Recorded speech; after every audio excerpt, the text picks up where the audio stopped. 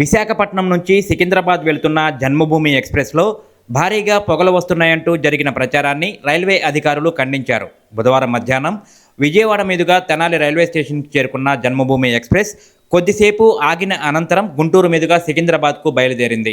ఈ సమయంలో రైలులోని power generator coach నుంచి సాధారణంగా వెలువడే పొగను చూసిన కొందరు స్థానికులు రైలుకు మంటలు అంటుకుంటున్నాయంటూ భావించి వీడియోలు చిత్రీకరించి పోస్టు చేశారు. దీంతో గందరగోళం నెలకొంది.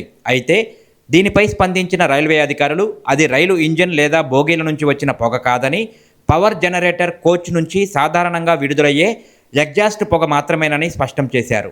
రైలులో ఎలాంటి సాంకేతిక లోపం కానీ అగ్ని ప్రమాదం కానీ జరగలేదని తెలిపారు. అలాగే రైలు కొంత దూరం వెనక్కి వెళ్ళిందంటూ జరుగుతున్న ప్రచారంపైన అధికారులు వివరణ ఇచ్చారు. విజయవాడ నుంచి 2 ఇంజన్లతో బయలుదేరిన ఈ రైలులో గుంటూరులో ఒక ఇంజన్ను వేరు చేయడం సాధారణ నిర్వహణ ప్రక్రియలో భాగమేనని పేర్కొన్నారు. దీనిని తప్పుగా అర్థం చేసుకుని అసత్య ప్రచారం చేయవద్దని సూచించారు. జన్మభూమి ఎక్స్ప్రెస్ సురక్షితంగానే తన గమ్యస్థానానికి ప్రయాణం కొనసాగించిందని తెలిపారు.